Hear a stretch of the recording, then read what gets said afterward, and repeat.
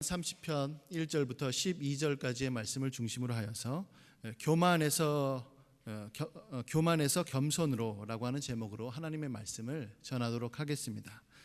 제가 몇 가지 질문들을 한번 던짐으로써 설교를 시작하려고 하는데요. 여러분, 기도란 무엇입니까? 우리가 잘 알고 있는 기도라고 하는 것을 한번 정의를 한번 내려봤으면 좋겠어요.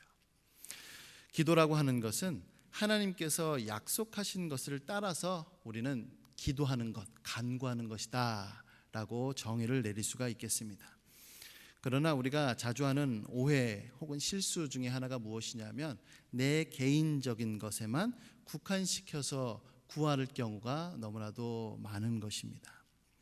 기도에는 크게 4가지 종류가 있는데, 영광을 돌리는 기도, 하나님 앞에 감사하는 기도, 하나님 앞에 참회하는 기도, 그 다음에 우리가 잘 알고 있는 청원 기도가 있습니다. 오늘 본문 말씀, 우리가 읽은 이 말씀은 이 4가지 기도 중에서 영광을 돌리는 기도로서 시인이 노래하고 있습니다. 하나님을 찬양하고 하나님을 높이고 하나님을 송축하는 것이죠. 그럼 또 하나 질문을 드려보겠습니다. 우리는 언제 하나님께 영광을 돌릴까요? 우리는 언제 하나님을 송축합니까? 성경을 보면 하나님의 성품과 하나님께서 행하신 일들 때문에 영광을 돌리기도 합니다. 또한 하나님의 그 탁월하심을 깨달았을 때 하나님께 영광을 돌리기도 하지요. 그러나 보통은 우리가 고난 속에서 하나님께서 건져주셨을 때 그것에 대하여 감사하며 하나님께 영광을 돌리고 하나님을 찬양합니다. 이스라엘 백성들이 그랬죠. 이스라엘 백성들이 홍해를 건널 때 자신들은 건너왔지만 이집트 군대는 모두 몰살당했습니다. 그럴 때 하나님께 감사와 찬양을 올려드렸습니다. 우리가 잘 알고 있는 사무엘의 어머니 한나도 그랬죠. 자녀가 없었을 때 그로 인하여서 한나가 수치를 당했습니다. 그러나 하나님께서 그에게 자녀를 주셨고 그것으로 인하여서 감사와 찬송을 올려드렸습니다. 오늘 본문 역시 다윗은 고난, 특별히 원수의 그 억압 중에서 건짐을 받았고 그것으로 인하여 하나님 앞에 감사하며 찬양하며 영광을 돌리는 시입니다. 또 하나 질문은, 성경을 보면 고난 혹은 환난을 당하는데 그 고난과 환난을 당하는 것이 왜 그런 것들을 당하는가인데요. 몇 가지가 있습니다. 처음에는 예수님을 믿는다는 것, 그 이유만으로 받는 의의 고난이 있습니다. 또 하나는 욥, 우리가 잘 알고 있는 욥처럼 그 하나님의 주권 속에서 받는 그 이유를 알 수 없는 고난이 있습니다. 그러나 이와는 대조적으로 이제 죄를 지었기 때문에 받는 고난, 그런 경우도 존재합니다. 대표적인 것이 무엇이냐면 이제 베데스다 연못에서 38년 된 병자의 경우가 그러한데요. 요한복음 5장 13절부터 14절까지의 말씀을 보면은 이렇게 나옵니다. 고침을 받은 사람은 그가 누구인지 알지 못하니 이는 거기 사람이 많으므로 예수께서 이미 피하셨습니다. 그 후에 예수께서 성전에서 그 사람을 만나 이르시되 보라, 내가 나았으니 더 심한 것이 생기지 않게 다시는 죄를 범하지 말라 하시니 라고 되어 있습니다. 그러니까 모든 고난이 죄 때문이다 라고 말할 수는 없지만 특별히 여기 나와 있는 이 38년 된 병자의 경우에는 하나님과 그가 알고 있는 그 죄로 인하여서 고난을 당하는 경우입니다. 죄로 인한 고난에 대하여서 시편 107편 기자는 뭐라고 얘기를 하냐면요. 사람이 흑암과 사망의 그늘에 앉으며 곤고와 쇠사슬에 매임은 하나님의 말씀을 거역하며 지존자의 뜻을 멸시함이라. 미련한 자들은 그들의 죄악의 길을 따르고 그들의 악을 범하기 때문에 고난을 받아 라고 이렇게 되어 있습니다. 그러니까 성경 안에는 하나님 앞에 죄를 지었고 하나님 앞에 잘못했기 때문에 받는 그 고난이 등장하게 되는 것이죠. 오늘 읽은 시편, 이 30편 역시도 마찬가지입니다. 다윗은 지금 현재 고난을 받고 있는데 그 고난이 왜 받은 것이냐? 바로 본인이 하나님 앞에 범죄하였기 때문이다 라고 고백을 하는 것입니다. 특별히 어떠한 죄였을까요? 어떠한 악이었을까요? 바로 교만이라고 얘기를 합니다. 그래서 저는 오늘 설교 말씀을 통하여서 세 가지를 확인하려고 하는데요. 첫 번째는 무엇이냐면 다윗이 어떻게 해서 교만해졌는가. 두 번째는 그 교만을 꺾기 위해서 하나님은 다윗에게 어떠한 조치를 내리셨는가. 세 번째로는 하나님의 조치를 해결하기 위해서 다윗은 무엇을 행했는가입니다. 첫 번째로 다윗은 어떻게 해서 교만해졌을까요? 그것은 바로 형통, 자기에게 주어진, 자기에게 이렇게 되어 있던 그 형통을 자신의 것으로 삼았기 때문에 그렇다라고 이렇게 고백합니다. 우리 6절 말씀을 한번 보도록 하겠습니다. 6절에 이렇게 나오는데요. 내가 형통할 때에 말하기를 영원히 흔들리지 아니하리이다 하였도다 라고 되어 있어요. 그러니까 지금 현재 다윗은 지금 형통한 시기입니다. 그 형통한 시기 속에서 자신이 뭐라고 얘기를 하냐면 이것은 이 시기, 형통의 시기는 결코 흔들리지 않을 거다라고 이렇게 자신의 차한 어투로 얘기를 하고 있습니다. 다윗은 고난받기 전에 원수로 인해 고통을 당하기 전에 그 형통의 시기가 있었습니다. 어떤 형통이었을까요? 아무래도 다윗 왕국이 평온하고 번영하였던 그 시기로 보여집니다. 외교적으로 보면은 나라의 침략이 없었고 오히려 정복 활동이 활발했고 국내적으로 보면 반란의 세력들이 제압당했고 또 경제적으로 보면 풍요의 시기를 살았을 때처럼 보입니다. 이 시기가 언제였을까? 두 가지로 추측해 볼 수가 있는데요. 첫 번째로는 다윗이 이제 왕이 된 이후에 이제 국내 정세가 거의 다 진정이 되었습니다. 그때 이제 선지자 나단을 통하여서 하나님께서 하나님의 그 약속을 받습니다. 다윗이. 그래서 다윗의 나라가 영원할 것이다 라고 하는 것을 약속받습니다.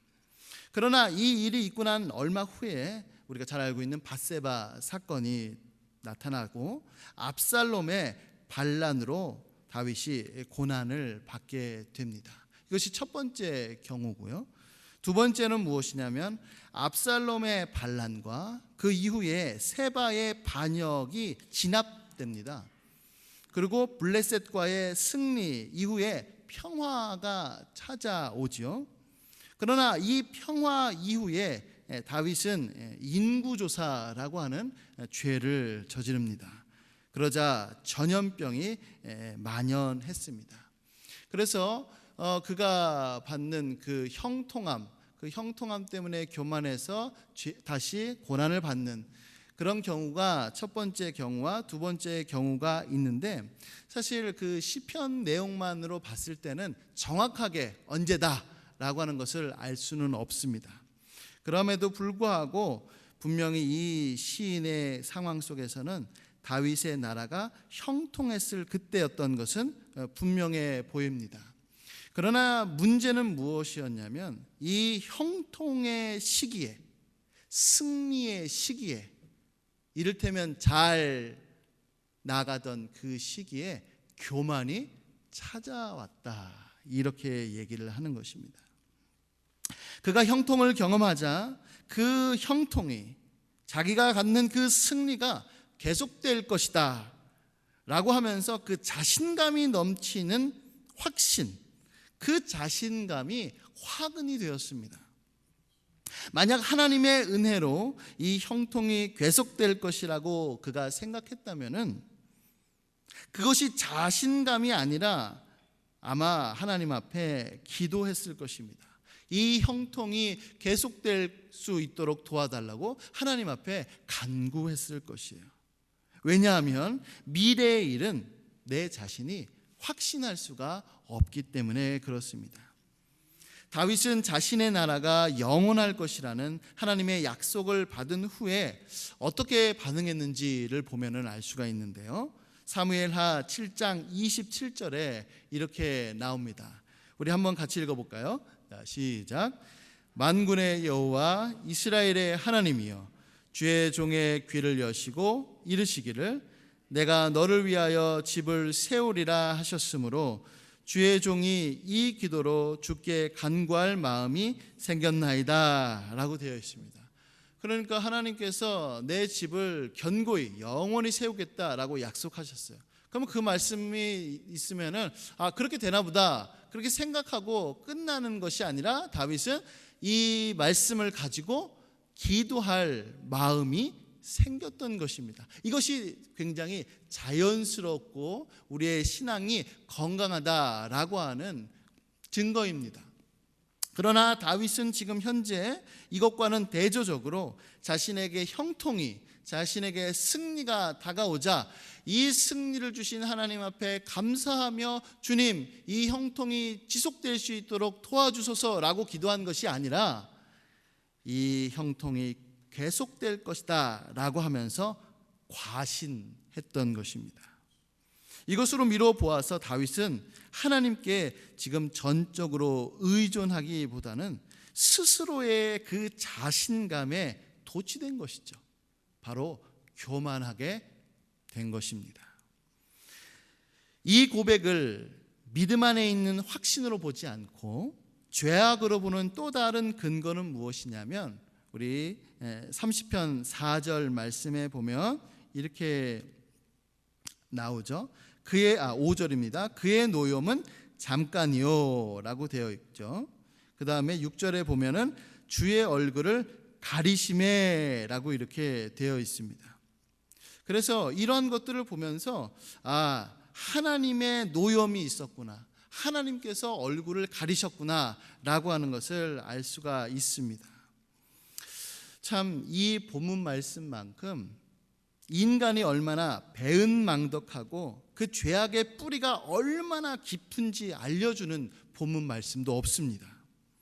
하나님의 은혜로 형통하게 되었을 그때에도 죄는요, 그 틈을 비집고 들어갑니다. 자신의 공로로, 자신의 의로 삼으려고 하는 것이 바로 우리 인간의 죄악인 것이죠. 우리가 이러한 존재임을 깨닫는 것이 매우 중요합니다. 이것이 인간의 고질적인 죄악이다라고 하는 것을 늘 항상 잊지 않는 것이 중요합니다. 그렇게 해야만 나라는 존재가 얼마나 그 최악을 겪고 있는지, 최악으로 치닫을 수 있는지 그것을 알아야지만 하나님을 붙잡을 수 있기 때문에 그래요. 만약에 내 스스로를 나는 그래도 괜찮지, 나는 그래도 다른 사람보다 낫다라고 하는 마음이 있으면 하나님을 붙잡지를 않습니다. 또 하나 그런 마음이 내 안에 있으면 다른 사람들을 쉽게 정죄하게 돼요. 쉽게 판단하게 됩니다. 왜냐하면 저 사람보다 내가 낫다라고 하는 생각을 갖기 때문에 그런 것이죠. 하나님께서 주신 것을 가지고 누군가를 도와줄 때도 이런 마음이 우리는 듭니다. 그래도 나를 알아줬으면 좋겠다. 누군가를 위해 기도할 때도 그 기도가 응답되면은 자기가 기도해서 된 거다라고 하는 것을 자꾸만 말하고 싶지요. 사업이 잘 되거나 혹은 학생들 같은 경우 성적이 잘 나오거나 그렇게 하면은 이제 하나님의 은혜입니다라고 말을 하면서도 속으로는 그래도 내가 열심으로 했으니까 이렇게 된 거지라는 생각을 갖는 것이 바로 인간의 죄악된 모습입니다. 깊은 영적인 깨달음이 온 후에 어떤 생각을 갖냐면 나보다 못한 사람들을 보면서 우쭐함이 찾아오죠. 우시야 왕도 그랬고 히스기야 왕도 그랬는데요. 역대하 26장 16절에 보면 이렇게 나옵니다. 그가 강성하여짐에 그의 마음이 교만하여 악을 행하여 그의 하나님 여호와께 범죄하되 곧 여호와의 성전에 들어가서 향단에 분향하러 한지라. 역대하 32장 24절부터 25절에는 이렇게 말씀합니다. 그때에 히스기야가 병들어 죽게 되었으므로 여호와께 기도하매 여호와께서 그에게 대답하시고 또 이적을 보이셨으나 히스기야가 마음이 교만하여 그 받은 은혜를 보답하지 아니하므로 진노가 그와 유다와 예루살렘에 내리게 되었더니 라고 이렇게 되어 있습니다. 그러므로 우리는 형통할 때에, 승리할 때에, 내가 다른 사람들보다도 좀 더 잘난 모습이 보일 그때에 주의해야 합니다. 죄가 우리의 그 마음을 파고 들어가서 교만이라고 하는 그 죄악된 열매를 맺지 않도록 우리는 늘 항상 주의해야 할 것입니다. 두 번째로는 무엇이냐면, 하나님은 다윗의 교만을 꺾기 위해서 어떠한 조치를 취하셨는가인데요. 6절 말씀을 보도록 하겠습니다. 7절입니다. 7절 말씀을 보겠습니다. 여호와여 주의 은혜로 나를 산같이 굳게 세우셨더니 주의 얼굴을 가리심에 내가 근심하였나이다 라고 이렇게 되어 있어요. 지금 다윗이 뭐라고 고백하냐면, 주의 은혜로 나를 산같이 굳게 세우셨는데 내가 교만해지니까 주의 얼굴을 주님께서 가리셨더라. 그래서 내가 지금 근심하게 되었더라 라고 이렇게 고백을 합니다. 얼굴을 가리셨다는 것은 그분의 은혜, 하나님의 능력과 평강, 하나님의 돌보심 등을 거두어 가신 것을 우리는 표현합니다. 신명기 31장 17절에 보면 이렇게 나와 있는데요. 내가 그들에게 진노하여 그들을 버리며 내 얼굴을 숨겨 그들에게 보이지 않게 할 것인즉 그들이 삼킴을 당하여 허다한 재앙과 환난이 그들에게 임할 그때에 그들이 말하기를 이 재앙이 우리에게 내림은 우리 하나님이 우리 가운데에 계시지 않는 까닭이 아니냐 할 것이라 라고 되어 있어요. 그런데 우리가 이 말씀을 보면은 좀 이제 이런 생각이 들 수도 있어요. 아니, 이게 그렇게 큰 죄인가? 승리했을 때, 형통했을 때, 그래도 나의 어떤 조그만 공로가 좀 있지 않았을까? 노력과 수고가 좀 있지 않았을까? 이러한 생각을 갖는 것 자체가 그렇게 큰 잘못인가? 이렇게 우리가 생각이 들 수도 있습니다. 그러나 이 형벌, 하나님의 얼굴을 가리신다라고 하는 그 형벌을 통하여서 그 죄가 얼마만큼 흉악한 죄인지를 깨달을 수가 있는데요. 신명기 31장 18절 말씀에 보면은 이렇게 나와 있습니다. 신명기 31장 18절 말씀인데요. 우리 함께 읽어보도록 하겠습니다. 시작. 또 그들이 돌이켜 다른 신들을 따르는 모든 악행으로 말미암아 내가 그때 반드시 내 얼굴을 숨기리라. 네. 그러니까 우상 숭배의 죄와 하나님의 은혜를 자기의 것으로 취한 그 교만의 죄는 동일하게 흉악한 죄임을 우리는 알 수가 있게 되는 것입니다. 결국에 하나님께서는 다윗에게 하나님의 얼굴을 숨기심으로 인하여서 하나님의 은혜를 거두어 가셨습니다. 하나님의 은혜가 없어지자 그에게는 곧바로 고난이 찾아왔습니다. 1절 중간에 보면은 내 원수로 하여금 원수의 고난을 당하죠. 3절에 보면 내 영혼을 스올에서 지금 지옥에까지 떨어질 정도로 힘든 상황이었고, 5절에 보면 저녁에는 울음이 깃들였습니다. 9절에 보면 내가 무덤에 내려갈 때에, 그리고 진토가 자기 자신의 진토, 그러니까 먼지 취급한 것이죠. 11절에 보면 나의 슬픔, 나의 배옷이라고 표현을 하는 것을 볼 수가 있습니다. 주님의 은혜가 거쳐지자, 주님께서 얼굴을 가리시자, 숨기시자 고난이 다가왔고, 그것으로 인하여서 다윗의 교만을 하나님께서 꺾으셨습니다. 자기가 갖고 있는 그 형통, 자기에게 주어진 그 승리는 내게 있었던 것이 아니라 하나님께서 주신 것이다 라고 하는 것을 알게 된 것이죠. 마지막 세 번째로는, 그러면 다윗은 하나님의 조치를 해결하기 위해서, 그러니까 주의 얼굴을 가리셨기 때문에 찾아온 그 고난을 극복하기 위하여서 다윗은 무엇을 행했는가입니다. 우리 8절 말씀인데요, 우리 8절 말씀 함께 읽어보도록 하겠습니다. 시작. 여호와여, 내가 주께 부르짖고 여호와께 간구하기를. 네, 그는 하나님 앞에 기도하기 시작했습니다. 그는 하나님 앞에 은혜를 구하기 시작했습니다. 왜 그러죠?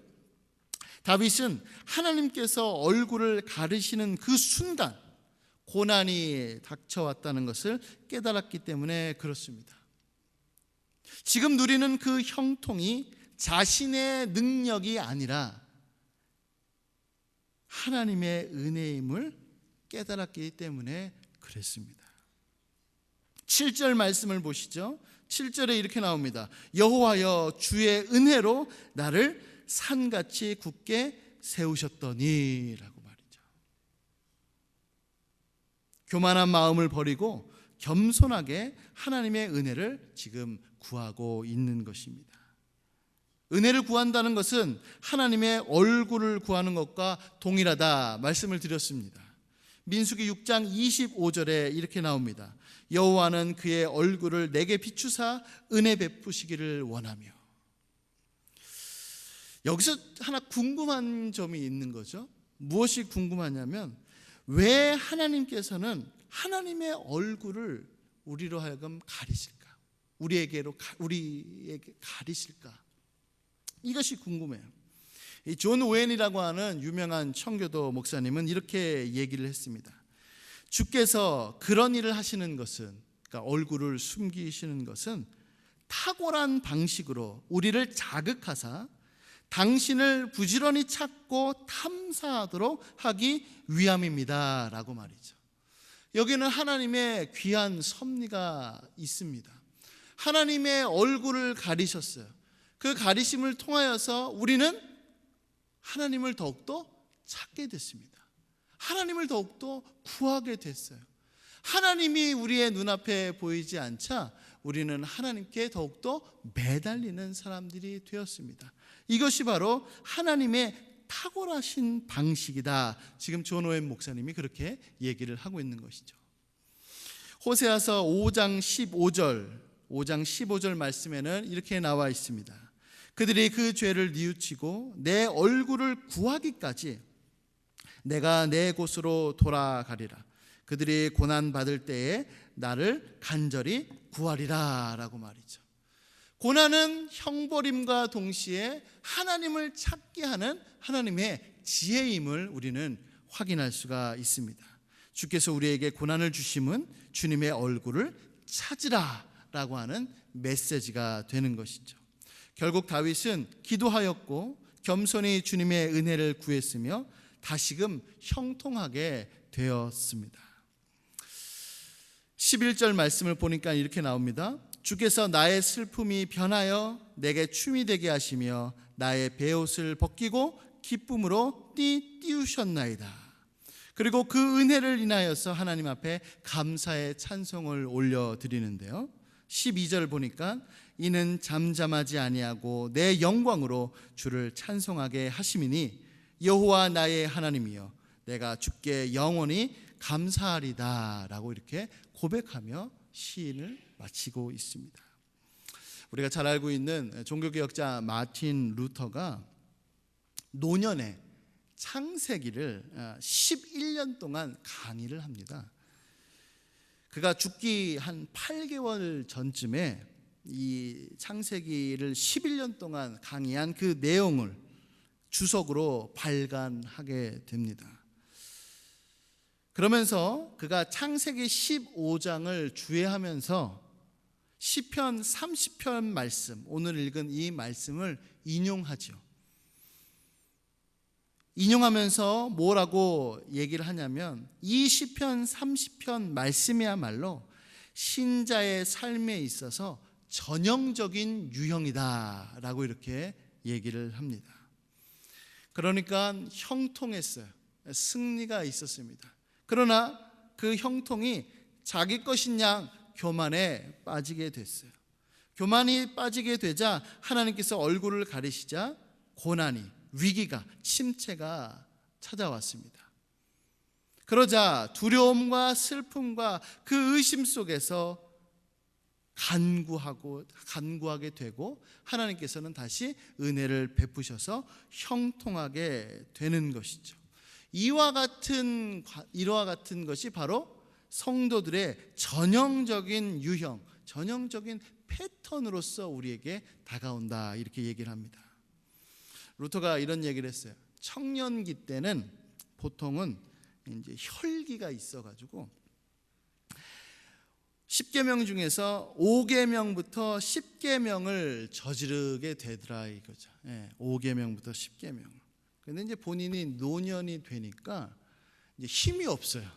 힘이 쭉 빠지니까 그러한 겉으로 드러나는 어떠한 죄악들을 저지르지는 못했어요. 그런데 자기 안에 뭐가 있는지를 확인해 보니까 1에서부터 4계명까지의 그 계명들을 너무나도 많이 저지르고 있던 거예요. 그 계명을 지키지 않는 그 뿌리에는 바로 교만이 있었던 것이었습니다. 루터는 종교개혁 당시에 너무나도 바빠서 죄를 지을 틈이 없었어요. 그런데 노년이 되자 안정기에 접어들자 그는 뭐와 싸웠냐면 이 교만이라고 하는 죄악과 싸우게 되었습니다. 루터는 이러한 신자의 전형적인 삶의 패턴 속에서 하나님의 어떠한 특별한 섭리가 있다고 했습니다. 그 특별한 섭리는 바로 무엇이냐면 우리가 교만하여서 자기를 의지하지 않고 겸손하여서 하나님만 의지할 수 있도록 하는 것, 이것이 우리의 신앙의 여정이다라고 하는 사실입니다. 우리는 교만해서 겸손으로 향해야 합니다. 나를 의지하지 않고 하나님만 의지해야 하는 것이죠. 이것은 젊은 사람이든지 혹은 나이가 있든지 전혀 상관없이 우리가 점점 그와 같은 모습으로 변화되는 것입니다. 그것이 우리에게 필요한 것이죠. 고린도후서 1장 8절 말씀에는 이렇게 나와 있습니다. 뭐라고 나와 있냐면 형제들아 우리가 아시아에서 당한 환난을 너희가 모르기를 원하지 아니하노니 힘에 겹도록 심한 고생을 당하여 살 소망까지 끊어지고 우리는 우리 자신이 사형 선고를 받은 줄 알았으니 이는 우리로 자기를 의지하지 말고 오직 죽은 자를 다시 살리시는 하나님만 의지하게 하심이라 라고 말이죠. 우리의 고난, 우리의 고생, 우리의 모든 것들이 바로 우리를 의지하지 않고 하나님만을 의지하도록 하게 하시는 하나님의 특별 섭리다라고 하는 사실입니다. 그러므로 우리 사랑하는 성도 여러분, 여기에 형통한 분이 계십니까? 여기에 승리하고 있는 분이 계십니까? 그렇다면은 선줄로 생각하는 자는 넘어질까 조심하라 라고 하는 하나님의 말씀을 기억하시기 바랍니다. 고린도후서 10장 17절에는 이렇게 나오죠. 자랑하는 자는 주 안에서 자랑하라. 그것을 우리는 잊지 말아야겠습니다. 이 중에서 혹시 고난받는 분이 계십니까? 그러면 우리는 하나님의 얼굴을 구하셔야 합니다. 겸손으로 더욱더 나아가서 주님의 은혜를 구하셔야 합니다. 베드로전서 5장 5절에는 이렇게 나와 있는데요. 우리 마지막으로 베드로전서 5장 5절 말씀 읽고 마치도록 하겠습니다. 읽겠습니다. 시작. 젊은 자들아 이와 같이 장로들에게 순종하고 다 서로 겸손으로 허리를 동이라. 하나님은 교만한 자를 대적하시되 겸손한 자들에게는 은혜를 주시느니라. 아멘. 우리의 삶의 여정, 우리의 신앙의 여정이 교만에서 겸손으로 가는 그 여정임을 잊지 마시고 교만하는 자기 자신을 의지하는 것을 다 내려놓고 오직 하나님만을 의지하고 의존하며 그분만을 섬기며 옆에 있는 사람들을 향하여서도 사랑의 마음으로, 긍휼의 마음으로 다가서는 우리 강변교회 성도님들 되시기를 예수님의 이름으로 간절히 소원합니다. 아멘. 우리 이 시간에 하나님 앞에 찬양하기를 원하는데요.